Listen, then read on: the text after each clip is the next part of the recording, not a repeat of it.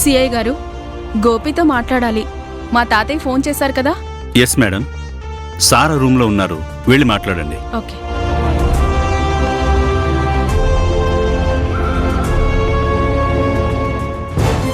ఏంటి గోపి, నువ్వు ఇలా అరెస్ట్ అవుతావని నేను అస్సలు ఊహించలేదు తెలుసా? నువ్వు చాలా సిన్సియర్ అని సుష్మా నాకు చెప్పిందే.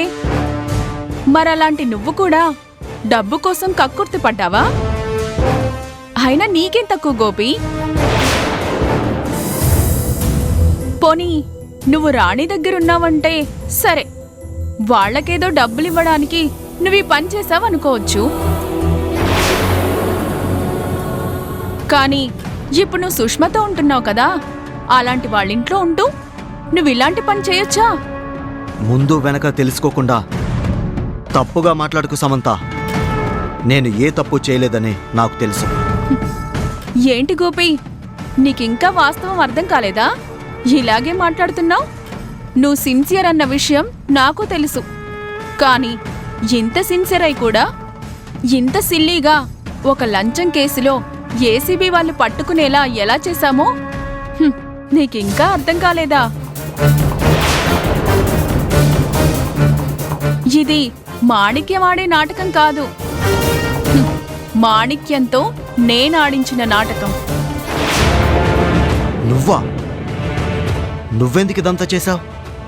నువ్వు దేవతలా చూసే మీ అక్క నా విషయంలో దయ్యంగా మారింది. నా మీద కేసు పెట్టింది. నేను 3 రోజులు జైల్లో ఉండేలా చేసింది.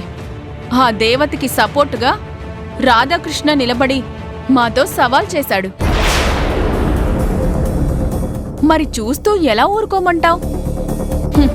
అందుకే రాణిని మా కాళ్ల దగ్గరికి రప్పించడానికి ఫ్యాక్టరీని క్లోజ్ చేయించాం. రాణి మా దగ్గరికి వస్తుంది అనుకుంటే నువ్వేమో రాణికి సపోర్టుగా వెళ్ళావు. నువ్వు మీ అక్కకి సపోర్టుగా వస్తే చూస్తూ మేమెందుకు ఊరుకుంటాం? అందుకే నీ చేతిలో పవర్ లేకుండా చేయడానికే నిన్నిలా ఇరికించాం. నిందలు వేయగలరేమో కానీ నిజమని నిరూపించలేరు. ఎప్పటికైనా సత్యమే గెలుస్తుంది. ఇలాంటివి వినడానికి చాలా బాగుంటాయి గోపి, కానీ ఆచరణలో ఉండవు. న్యాయం గెలవాలన్నా, నువ్వు నమ్ముకున్న సత్యం గెలిచి నిర్దోషిగా బయటికి రావాలన్నా ఒకే ఒక్క మార్గం ఉంది. కేసును విత్డ్రా చేసుకోమని మీ అక్కకి చెప్పు.